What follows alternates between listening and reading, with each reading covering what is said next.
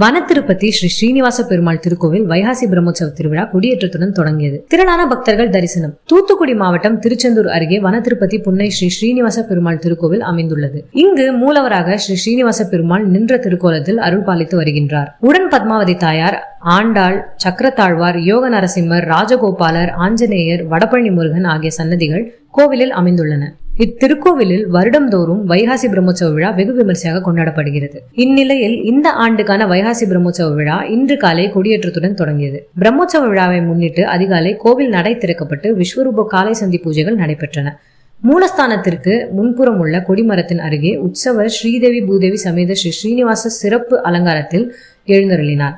கொடிமரம் முன்பு நவகலசங்கள் பிரதிஷ்டை செய்யப்பட்டு ஹோமங்கள் நடைபெற்றது. கருட கொடிக்கு பூஜைகள் நடைபெற்று மிதுன லக்னத்தில் கொடியேற்றம் நடைபெற்றது. அதனைத் தொடர்ந்து கொடிமரத்திற்கு மஞ்சள், பால், தயிர், சந்தனம் கொண்டு அபிஷேகம் நடத்தப்பட்டு மகா கும்ப தீர்த்தம் சேர்க்கப்பட்டது. சிறப்பு அலங்காரம் செய்யப்பட்ட கொடிமரத்திற்கு மகா ஆரத்தி நடைபெற்றது. அதனைத் தொடர்ந்து உற்சவர் மற்றும் மூலவருக்கு சிறப்பு தீபாராதனைகள் நடைபெற்றது. திருவிழா தொடக்கமாக முதல் நாள் காலை சூரிய பிரபை வாகனத்தில் ஸ்ரீதேவி பூதேவி சமேத ஸ்ரீ ஸ்ரீனிவாசர் வீதி புறப்பாடு நடைபெற்றது. இதில் திரளான பக்தர்கள் கலந்து கொண்டு சுவாமி தரிசனம் செய்தனர்.